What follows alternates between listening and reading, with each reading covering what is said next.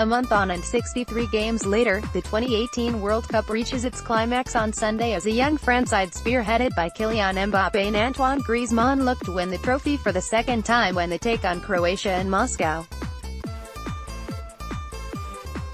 It is the final very few people could have anticipated 4 weeks ago, when the competition in Russia was just beginning. Advertisement opens a new window. Lionel Messi, Cristiano Ronaldo and Neymar have all gone home. So have the traditional powers of the international game, Germany, Brazil and Argentina. Instead it is a gifted French side with the second youngest squad at the tournament, embodied by the lightning-quick Mbappe, who face a Croatian team inspired by Luka Modric, arguably the finest midfielder in the world at the moment. Perhaps many neutrals will be disappointed that it has not come down to a clash between two genuine giants of the game, or that there is no South American presence. It is just the second time that none of Brazil, Germany, Italy or Argentina have made the final, after Spain's win over the Netherlands in 2010. A tournament that will be remembered for the colorful presence of hordes of Latin American supporters has a final between two European sides after the continent exerted its power in the latter stages.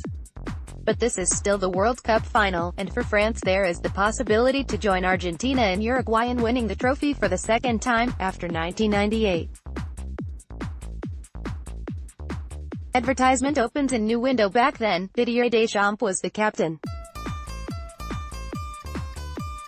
Now he is the coach, and he can become just the third man to win the trophy as a player and a manager, after Mario Zagallo and Franz Beckenbauer. The game of our lives, a World Cup final, it's a bit like a boyhood dream coming true, said midfielder Blaise Matuidi.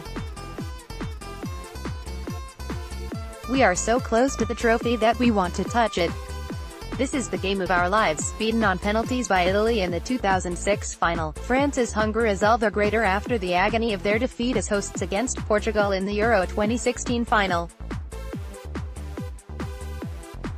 Serves a lesson to us, and it means we know what it is to play in a final, added Matuidi. Half of France's team is different now, however, with Mbappe having burst onto the scene. His explosive performance in the 4-3 win over Argentina in the last 16 lit up the competition, but apart from that France have played like a Deschamps side, with the emphasis on defense. Advertisement opens a new window. Les Blues labored through their group, beating Australia and Peru by the odd goal and drawing with Denmark in the only goalless game of the tournament.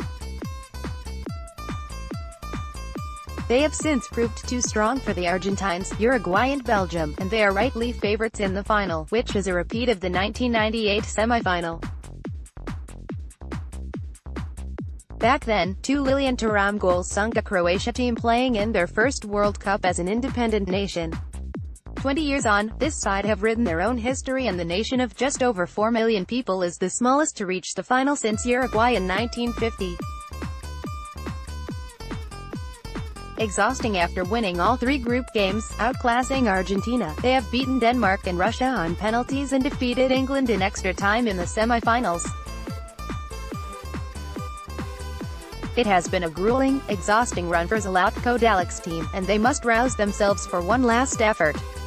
We took the difficult path. Probably we will be the only team at a World Cup to have played 8 games to get to a final if you tally up all the minutes, admitted Dalic. It is a once-in-a-lifetime opportunity. It has been difficult for us, but I am sure we will find the strength and motivation. Advertisement opens a new window. The great, cavernous Luzhniki, by a bend in the Moscow River, will be the scene of the drama, but the biggest celebrations will take place on the streets of the winning country. And the Croatians are confident most of the world will be supporting them. I have this feeling there will be hundreds of millions rooting for us on Sunday, said Ivan Rakitic.